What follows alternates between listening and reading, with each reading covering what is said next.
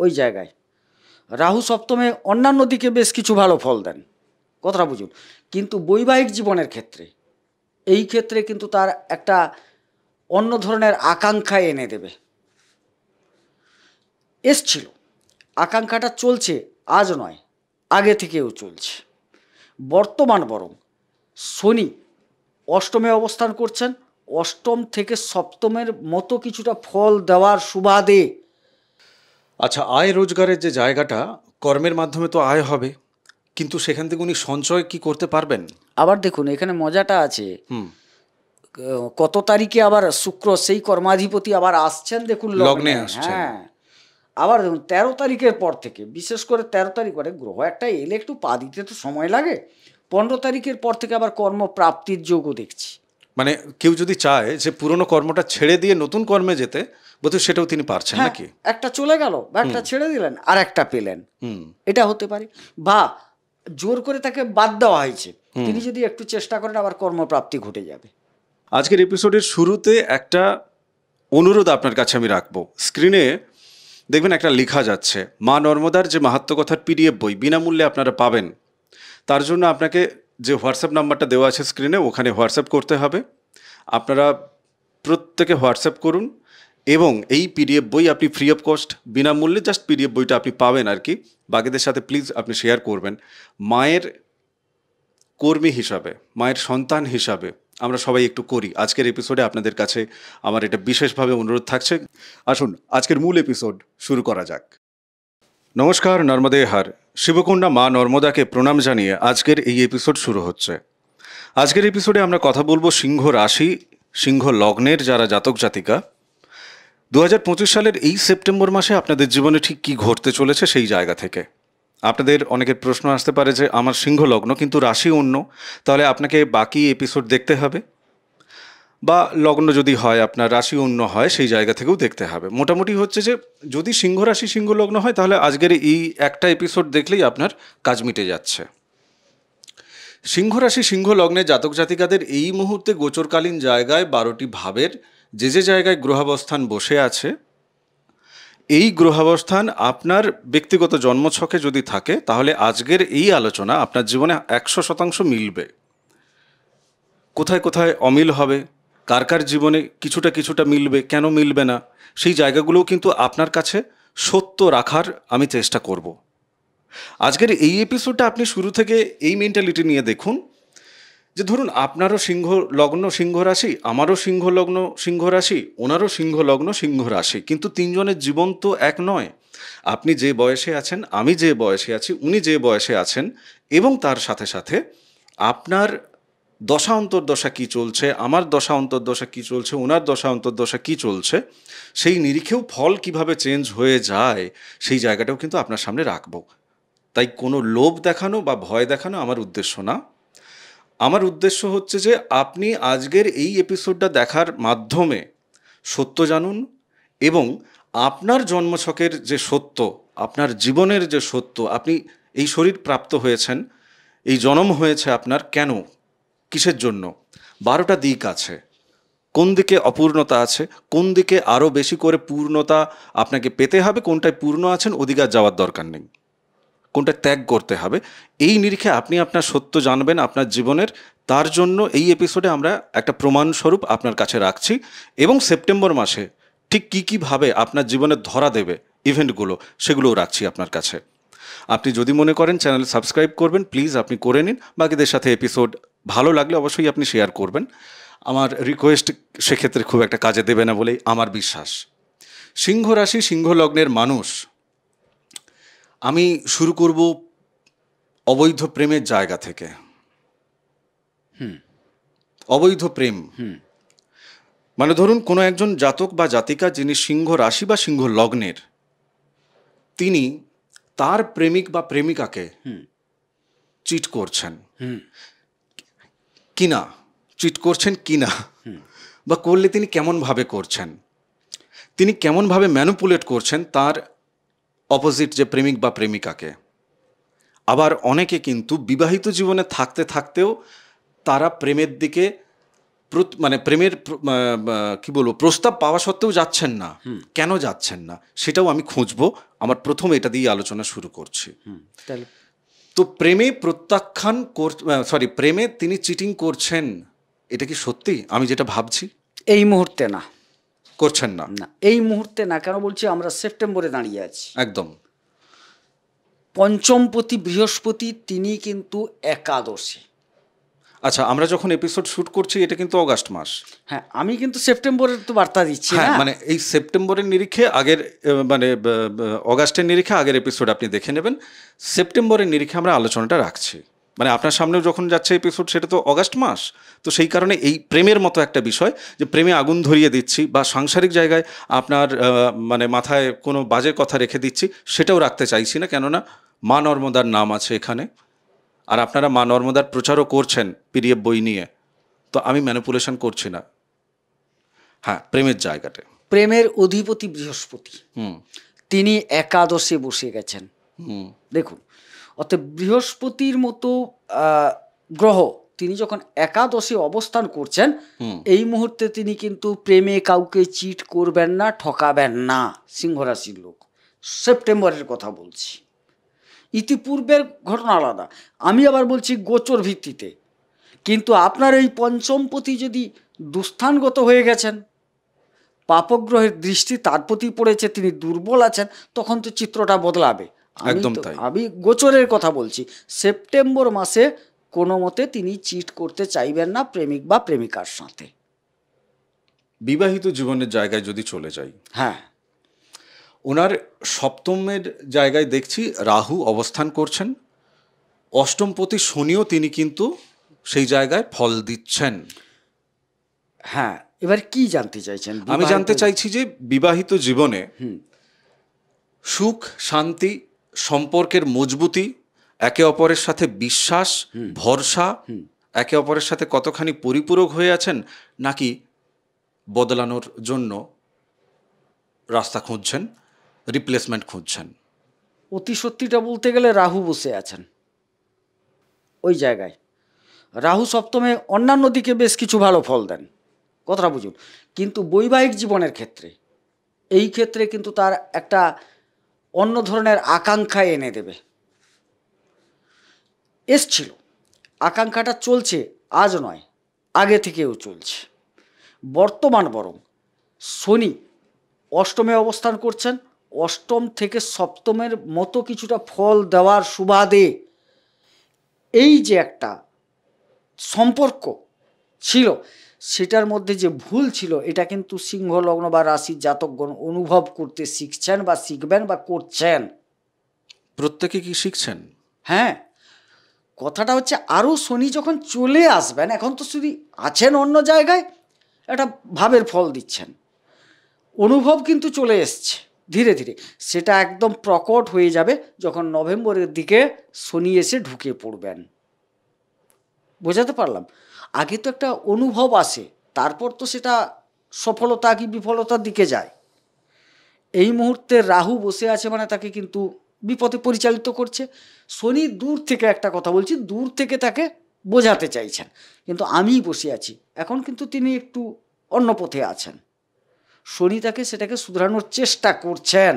এই চেষ্টা করতে করতে পৌঁছে গেলেই সফল হবে। আপনি লগ্নের দিকটা দেখুন, লগ্নে কেতু বসে আছে, রবিও বসে আছে এই মুহূর্তে, বুধ বসে আছে এই মুহূর্তে, শুক্র সে কিন্তু আসছে আপনার 15 তারিখ সেপ্টেম্বরের, 13 তারিখ থেকে 15 13 তারিখ থেকে 15 তারিখে আসছে। এইবার ঘটনা হচ্ছে, এই যে কেতু এক্ষেত্রে বসে আছে, উনি নিজে কি গোপন করবেন, বা উনি কি ওনার পার্টনারকে, মানে বিবাহিত স্বামী বা স্ত্রীকে, তাকে কি সত্যিটা জানতে দেবেন? না। তাহলে যদি না জানতে দেন, তাহলে তো চট করে মানে বিশ্বাসযোগ্যতাটা যেটা ভেঙে গেছিল বা যেটা কিছুটা অংশে ড্যামেজ হয়েছে, সেই জায়গাটা তো ফুলফিল হবে না। কেননা ওনার যিনি সপ্তমপতি, আমি শনি মহারাজের যে প্রভাব ওই ক্ষেত্রে তো থাকবে। রাহু এখন বসে আছে, রাহু আবার সরে যাবে। শনি আসছেন গোচরকালীন জায়গা থেকে, শনিও আবার চলে যাবেন, কিন্তু ওনার সপ্তমপতি তো শনির জায়গা। অবশ্যই সেই যে ন্যায় নীতি বাস্তববোধের যে জায়গাটা, তিনি তো সত্য পছন্দ করেন। অবশ্যই। এবার উনি যদি সত্যকে যদি উনি আড়াল করেন, হুম। তাহলে সেক্ষেত্রে তো দ্বন্দ্ব আসবেই। আচ্ছা ভাই, একটা কথা বলি, বলুন। আমি যদি স্বামীকে আড়াল করে কারোর সাথে প্রেম করি, বা স্ত্রীকে আড়াল করে যদি আমি, কারোর সাথে প্রেম করি, মানে পার্টনার এক কথায়, ঠিক ঠিক, সেটা কি কারো আমি স্বামীর কাছে বলবো, প্রকাশ করব যে তোমাকে ছাড়া আমি অন্যর সাথে প্রেম করছি? এটা তো গোপন করার জায়গা। তিনি কি তিনি তো ধরতে পারছেন। এবার যখন কেউ ধরতে পারছে, সে বলছে যে ভাই তুমি সত্য বলো, আমি তোমাকে তাহলে মেনে নেব, হ্যাঁ আমি সত্য শুনতে চাইছি। কিন্তু এর চরিত্র বলছে এই মুহূর্তে সত্যটা বলবে না। সত্যটা বলবে না। না, কেতুটা বসে আছে, চেপে রাখবে তাকে। আচ্ছা, এইবার একটা প্রশ্ন আসতে পারে দাদা, খুব ভাইটাল বিষয় নিয়ে আমরা কথা বলছি। অনেকেই প্রশ্ন করতে পারেন যে না, কই আমার তো হচ্ছে না, আমি তো মানে বিবাহিত জীবনে আমি অন্য কোনো পুরুষের দিকেও যাইনি, বা অন্য কোনো স্ত্রীর দিকেও যাইনি, তাহলে এক্ষেত্রে কিন্তু ঢুকে যেতে হবে আপনার নক্ষত্রের জায়গা। রাহু এবং কেতু আপনার কি নক্ষত্র পেয়েছে, আপনার সপ্তমপদী কি নক্ষত্র পেয়েছে, সেটা আপনার জন্মছক দেখতে হবে। আমরা এখানে বসে সবাইকে এক পংক্তিতে ফেলছি না, কেননা নক্ষত্র আপনার সিংহ রাশি বা সিংহ লগ্নের ক্ষেত্রে যদি দেখি 3খানা নক্ষত্র আছে, তো সবাই এক পংক্তিতে, জ্যোতিষ শাস্ত্রেই নেই, আমরা কি করে সবাইকে এক পংক্তিতে ফেলে দিই? না, আরও একটা জিনিস, আপনার জন্মকুণ্ডলিতে রাহু যে সবার সপ্তমে বসে আছে তার কি মানে আছে? এটাই হচ্ছে কথা। আবার সবার সপ্তমে বসলে এই রাহু যে সবার ক্ষেত্রে একই নক্ষত্রে নেই। আবার আপনি আপনি মানে আপনি যে রবি, সিংহ আলোচনা করছি, আপনিও রবি, আপনার যে রবি সেও তো 3টে নক্ষত্রের মধ্যে যে কোনো একটা জায়গায় একটা নক্ষত্রে বসে আছে। সেই নক্ষত্রের সাথে এই নক্ষত্রের মিল কতটা, অনেক ব্যাপার আছে এর মধ্যে। একদম তাই। আচ্ছা, আমি একটু কর্মের জায়গাটা জেনে নেই চটপট। হ্যাঁ, কর্মের ক্ষেত্রে যারা অলরেডি কোনো না কোনো কর্ম করছেন, বা বিজনেসের জায়গাটা আমি যাচ্ছি না, কর্মের কথাটা বলুন, কর্মের শুরু জায়গাটাই করেছেন, চলে হ্যাঁ। যাই আর কি। তো কর্ম মানে ধরুন যারা করছেন, তাদের এই মুহূর্তে অবস্থাটা কি? কর্ম একটু হারিয়ে যাওয়ার সম্ভাবনা, কর্মে বিফল হওয়ার সম্ভাবনা, কর্মের লস হওয়ার সম্ভাবনা। কেন? এই যে দশমপতি দ্বাদশে প্রথম পার্ট, মানে উনি কেমন আচরণ পাবেন তাদের থেকে, বা উনি নিজে কেমন আচরণ করবেন? একটা কথা হচ্ছে আচরণ জায়গাটা পরে আলোচনা করছি, প্রথমে রেজাল্টটা। বেশ বেশ বেশ। দশমপতি তিনি দ্বাদশে, এখানে তাইলে কর্ম দূরে সরে যাওয়ার কথা। আবার এটা আমি এরিয়া ভিত্তিক বলছি, দূরবর্তী জায়গায় যারা করছেন তাদের ক্ষেত্রে সময়টা ভালো। মানে বাড়ি থেকে দূরে যারা করছেন, দূরে বিদেশ, সেই জায়গায় ভালো। বিদেশে যারা করতে চাইছেন তাদের ক্ষেত্রে ভালো। কিন্তু দেশের অভ্যন্তরে ওনাদের কিন্তু কর্মে একটা অবনতি দেখতে পাচ্ছি, অর্থাৎ কর্মাধিপতি দ্বাদশে। মানে ওনার কি নিজের কর্ম করার জন্য এখন ইচ্ছে জাগছে না? দেখুন, ওনাদের না ঢাইয়া চলছে, মজার খেলা এইখানে। সিংহ লগ্নের, সিংহ রাশির, সিংহ রাশির, হ্যাঁ, আচ্ছা, ঢাইয়া চলছে। হ্যাঁ, যার জন্য ঢাইয়া মানে তো শনিদেবের একটা কারকতা থাকে তার মধ্যে। আপনি যেরকম কর্ম করেছেন তার ফল পাচ্ছেন এখন, আপনি ইতিপূর্বে যা করেছেন তার ফল পাচ্ছেন। হয়তো এমন কিছু কর্ম করেছিলেন যেটা আপনার যারা বস অফিসের তাদের সেটা পছন্দ হয়নি, বা আপনি কর্মে ফাঁকি দিয়েছেন, যে কোনো কারণে পছন্দ না হওয়ার তো কিছু একটা কারণ থাকবে, তার ফল কিন্তু পাবেন, এবং পাওয়া শুরু হয়ে গেছে অলরেডি। এটা থাকবে 13 তারিখ পর্যন্ত। 13 তারিখ পর্যন্ত ওনাদের কিন্তু একটু সচেতন থাকতে হবে কর্মের সাথে, নিষ্ঠার সাথে, বা কর্ম করেন যাদের সঙ্গে তার ঊর্ধ্বতন যারা আছেন সবাইকে একটু মানিয়ে নিয়ে চলতে হবে। আচ্ছা, আয় রোজগারের যে জায়গাটা, কর্মের মাধ্যমে তো আয় হবে, কিন্তু সেখান থেকে উনি সঞ্চয় কি করতে পারবেন? আবার দেখুন এখানে মজাটা আছে, কত তারিখে আবার শুক্র সেই কর্মাধিপতি আবার আসছেন, দেখুন লগ্নে আসছেন। হ্যাঁ, আবার দেখুন 13 তারিখের পর থেকে, বিশেষ করে 13 তারিখ পরে গ্রহ একটা এলে একটু পা দিতে তো সময় লাগে। 15 তারিখের পর থেকে আবার কর্মপ্রাপ্তির যোগও দেখছি। মানে কেউ যদি চায় যে পুরনো কর্মটা ছেড়ে দিয়ে নতুন কর্মে যেতে, বোধহয় সেটাও তিনি পারছেন নাকি? একটা চলে গেল বা একটা ছেড়ে দিলেন আর একটা পেলেন, এটা হতে পারে। বা জোর করে তাকে বাদ দেওয়া হয়েছে, তিনি যদি একটু চেষ্টা করেন আবার কর্মপ্রাপ্তি ঘটে যাবে। বেশ বোঝা গেল জিনিসটা। বেশ, ওনাকে সরিয়ে দিলেও উনি কর্ম পেয়ে যাবেন, তবে একটা ভাগ্যযুক্ত কর্ম সমান ফল। আপনার কর্ম চলে গেছে, আমি বাড়িতে বসে আছি, কর্ম এসে আমার বাড়িতে ঢুকে যাবে তা তো নয় ভাই, চেষ্টা করতে হবে। বেশ, যারা নতুন করে ধরুন ব্যবসা শুরু করতে চাইছে, আমি আর্থিক দিকটা নিয়ে একটু কথা বলছি, কেননা এই ঢাইয়াতে না অনেকের আর্থিক দিক কিন্তু একদম তলানিতে পৌঁছে গেছে, তাদের আর্থিক দিকে জানার আগ্রহটা অনেক বেশি, সংসার চালাতে পারছে না এমনও অনেকেই আছেন। কিন্তু ওনার মানে ধরুন ব্যবসা নতুন করে শুরু করবেন, সেই জায়গাটা কেমন আছে? ব্যবসা নতুন করে শুরু করতে চাইলে খুব একটা খারাপ দেখছি না, তবে কি ধরনের ব্যবসা শুরু করতে চাইছেন সেটা হচ্ছে বিচার্য। সেটা আপনার জন্মছক দেখে বলতে হবে। হ্যাঁ অবশ্যই। তবে সপ্তমপতি অষ্টমে যারা ব্যবসায় আছেন সময়টা খারাপ চলছে, কিঞ্চিত সপ্তমের মতো ফল দিচ্ছেন বলে চলে যাচ্ছে, কিন্তু সপ্তমপতি যখন অষ্টমে চলে যায় না, ধ্বংস হয়ে যায়, ক্ষয়ক্ষতি হয়ে যায়, লস ড্যামেজ বিভিন্ন রকম ঘটে যায়। কিন্তু কিছুকাল মানে আগে কয়েকটা দিন আগে তো উনি আবার বকরি হয়েছেন, দিয়ে তিনি সপ্তমের মতো ফল দিচ্ছেন বলতে কিছুটা টিম করে চলে যাচ্ছে এই মুহূর্তে। না হলে যখন বকরি ছিলেন না তখন একটা বিরাট ক্ষয়ক্ষতি ছিল। ঋণগ্রস্ততার যে ব্যাপারটা, ঋণ ধরুন মেটাতে পারছেন বা ঋণ মেটাবেন, বা ঋণ আবার নাকি নতুন করে নিয়ে আমার তো মনে হয় ঋণ, ওনার তো ঋণে জর্জরিত বেশ কিছুটা ছিলেন, কিছুটা ধার বাকি হয়ে গেছিল, আবার ব্যবসায়িক কারণে কিছু ঋণ হলেও হতে পারে, মানে ঋণ নিতে উনি পারেন। তো এই যে ধরুন মানে সময়টাতে যদি উনি ঋণ নেয়, মানে এই ঋণটা কি মেটাতে পারবেন, উনি মিটিয়ে উঠতে পারবেন? ওটা উনার কুণ্ডলী বিচার করতে হবে। কুণ্ডলী বিচার করতে এটা তো ভাই মাত্র কয়েকদিনের ব্যাপার, গোচর মানে তো আমি 1 মাস নিয়ে আলোচনা করছি। এবারে শনি কিছুদিন এই বকরি থাকবেন, তারপর আবার আসবেন, আবার চলে যাবেন। আর ঋণ তো এই 6 মাসের 1 বছরের জিনিস নয়। একটা বড় ঋণ ব্যাংক থেকে নিলে হয়তো 10 বছর কিস্তি হয়, 15 বছর কিস্তি হয়, কি 2 বছর কিস্তি হয় হয়তো। সেটা তো আমি এই গোচর নিয়ে বলবো না, আমি কুণ্ডলী দেখে বলবো। পারিবারিক জায়গায় মানে বাবা মায়ের সাথে বা পরিবারের বাকি ভাইদের সাথে যাদের ধরুন লিটিগেশন চলছিল বা মনের একটা দূরত্ব তৈরি হয়ে গেছিল, সেই মনোমালিন্য দূরত্ব সেই জায়গাটা কি মিটতে চলেছে এই সেপ্টেম্বরে? একটু যোগাযোগ হবে প্রত্যেকের সাথে। হ্যাঁ যোগাযোগ হবে।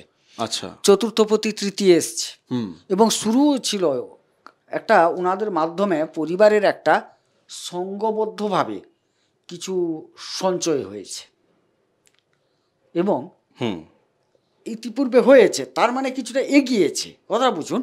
কিন্তু প্রকৃতভাবে যোগাযোগটা বৃদ্ধি পেয়ে যাবে 14ই সেপ্টেম্বরের পর থেকে। দেখবেন প্রত্যেকের সাথে প্রত্যেকের একটা যোগাযোগ তৈরি হবে। এক্ষেত্রে আমি পারিবারিক জায়গাটা যদি দেখি তাহলে মঙ্গলের জায়গাটা, তাই তো? মঙ্গল এখন তৃতীয় বসে আছে। দেখুন মঙ্গল বর্তমান তৃতীয় নেই, 14 তারিখে তৃতীয় যাবে। 14 তারিখে তৃতীয় যাবে, বর্তমান দ্বিতীয় আছে। দ্বিতীয় হচ্ছে সঞ্চয়, তাহলে পরিবারগতভাবে সঞ্চয়। আমি কথাটা বললাম একটু না, কিন্তু ঘটনা হচ্ছে যে ধরুন মানে এই যে প্যারামিটারে যা আমরা আলোচনা করছি, আমরা এটা তো কখনোই ভাবতে পারি না যে সমস্ত গ্রহই শুভ আছে। সেটা তো আলাদা, আমরা যার মঙ্গল পীড়িত আছে তখন হচ্ছে না, তাহলে পারিবারিক যে অশান্তি সেটা তো এই গোচরকালীন জায়গা থেকে তিনি ফল পাবেন না। পাবেন না। প্রতিকার প্রতিবিধান না করলে না হবে না, তাই না? একটা কথা, রোগ আপনার কি রোগ আছে সেটা তো কুণ্ডলী বলবে, আমরা তো দেখছি উপরটা আপনার যে এই ঘটতে চলেছে, কিন্তু প্রকৃত রোগ তো আপনার কুণ্ডলিতে আছে। দেখুন এখানে একটা জিনিস ভুলে যাই যে আমরা কুণ্ডলী আর গোচর এই জিনিসটাকে গুলিয়ে ফেলি।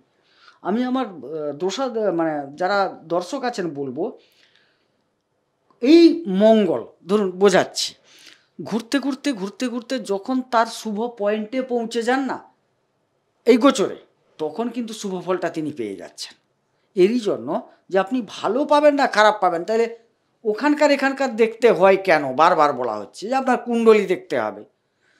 রাহু আপনার খুব ভালো জায়গায় আছে, ধরে নিলাম ষষ্ঠে আছে, রাহু ষষ্ঠে ভালো ফল দেন, কিন্তু গোচরে দেখা যাচ্ছে সে সপ্তমে, তারপর অষ্টমে, কি মানে উনি ব্যাক করেন অবশ্য উল্টো দিক দিয়ে। তো ষষ্ঠে আছেন, দেখা গেল তিনি নবমে ছিলেন রাহু, নবমে রাহু ভালো ফল দেন না, আবার অষ্টমে এসে ভালো ফল দেন না, সপ্তমে কিঞ্চিত ভালো কিঞ্চিত মন্দ দেন, কিন্তু ষষ্ঠে যখন গোচরে ঢুকে যাচ্ছেন তখন তিনি তার পূর্ণ ফলটা দিয়ে দেবেন, কারণ আপনার জন্মকুণ্ডলিতে তিনি ষষ্ঠে আছেন।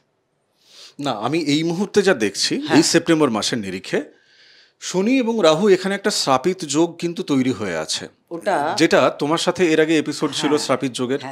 আমি ঋণের প্রসঙ্গটাও কিন্তু দেখতে পাচ্ছি বলে ঋণের আমরা কিন্তু আগে ভাগে এপিসোড বানিয়ে দিয়েছি, গোবিন্দদার সাথেই সেই এপিসোড আছে ঋণের জায়গা থেকে। তো ভৌমযোগেরও এপিসোড শ্যুট হয়েছে, কিন্তু কর্মক্ষেত্রের জায়গাটাও যখন আমি জিজ্ঞেস করছি যে এই যে ওনাকে বের করে দেবে কি, উনি থাকছেন না, উনি নিজে ছেড়ে চলে যাচ্ছেন, কেননা কর্মক্ষেত্রে এই যে 2025 সালে মোটামুটি প্রচুর মানুষ তারা যোগাযোগ করছেন, কর্ম হারাচ্ছেন, তার জুনিয়র বা বস কেউ নয় কেউ অহেতুকভাবে তার পেছনে লাগছে, পলিটিক্স চলছে, তিনি কর্মহারা হচ্ছেন। আজকের এই সময়ে দাঁড়িয়ে মোটামুটি 15-20 হাজার টাকা মাসে রোজগার করতে বেশিরভাগ মানুষের নাভিশ্বাস অবস্থা, দুর্বিষহ অবস্থা। সেখানে যদি কর্ম চলে যায়, এখন তো সম্পর্কগুলো তো সব টাকার উপর দাঁড়িয়ে আছে দাদা। কর্ম চলে গেলে কে কাকে দেখছে, সেই কে কাকে দেখছে বলো কেউ তো? কাউকে দেখবে না। আমি সেই কারণের পরিবারের প্রশ্নটা নিয়ে এসছি। বুঝতে পেরেছি। হ্যাঁ, সেই কারণে আমি পরিবারেরও প্রশ্ন নিয়ে এসছি।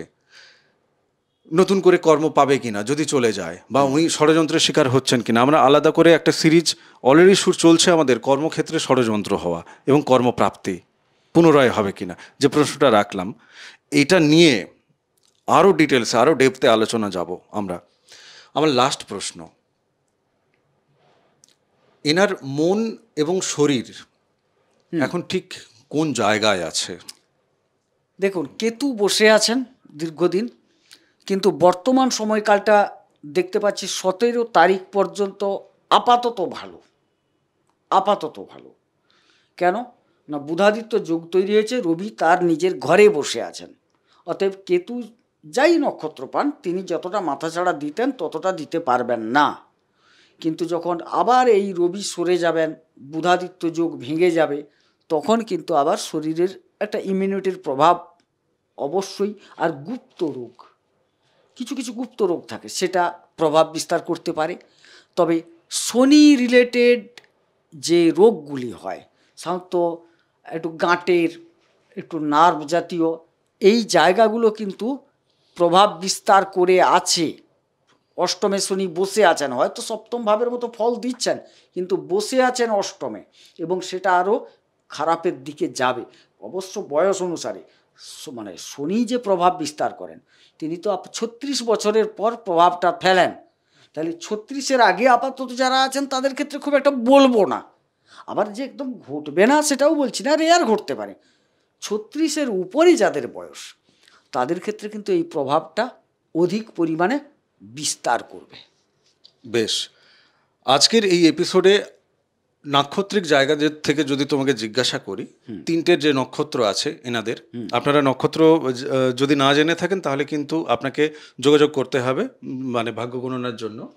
নাক্ষত্রিক জায়গা থেকে কার কোথায় সাবধানবাণী দেবেন আর কার কোথায় ভালো হচ্ছে, জাস্ট একটু ছোট্ট করে উল্লেখ যদি করে দেন।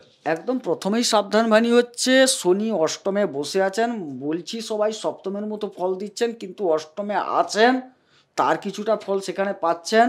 এইখানে ধ্বংস, ক্ষয়ক্ষতি, এই যে শনি হচ্ছেন কর্মের অধিপতি, এটা ভাবতে হবে। তিনি অষ্টমে এবং ঢাইয়া চলছে। শুরুতে অনেকে কিন্তু জায়গা জমি কিনেছেন, সেটা ঢাইয়ার শুরুতে দেখুন, শনি যে 2-3 মাস আগে মোটামুটি পুরো সময়টা খারাপ দেবেন তা নয়। শনি তখন তার নিজের নক্ষত্রে ছিলেন, উত্তর ফাল্গুনী নক্ষত্রে, নাক্ষত্রিক জায়গা থেকে একটু ছোট করে দিয়ে দাও। শনি কোথায় আছেন? পূর্ব ভাদ্রপদ নক্ষত্রে ঢুকে গেছেন এই মুহূর্তে। তো এই পূর্ব ভাদ্রপদে থাকাকালীন আপনি সাবধান করছি আমি। আচ্ছা বেশ, তারপর কিরকম সাবধান? মঘা নক্ষত্রে যাদের জন্ম তাদের অতি খারাপ সময় যাবে, অতি খারাপ সময় যাবে। পূর্ব ফাল্গুনিতে যাদের জন্ম তাদের কিন্তু খুব একটা ভালো নয়, কিঞ্চিত ভালো পাবেন উত্তর ফাল্গুনিতে যাদের জন্ম। আচ্ছা, এই যে ভালো ভালো নয় যে জায়গাটা, ধরুন প্রতিকারের যদি আমরা জন্মছক দেখে যদি দেখা যায় যে হ্যাঁ প্রতিকার করলে ভালো হবে, কিন্তু রোগটা তো এখনো দানা বেঁধে গেছে। আমরা যদিও অগাস্ট মাসে এই এপিসোড আপনাকে দেব, সেপ্টেম্বরের নিরিখে আমরা আলোচনা করছি, কিন্তু ভারী ভারী প্ল্যানেট যেগুলো, সেগুলো আগে থেকে তার কারকতা দিতে শুরু করে। আমাদের টের পেতে দেরি হয় ঠিক কথা, কিন্তু দিতে শুরু করে।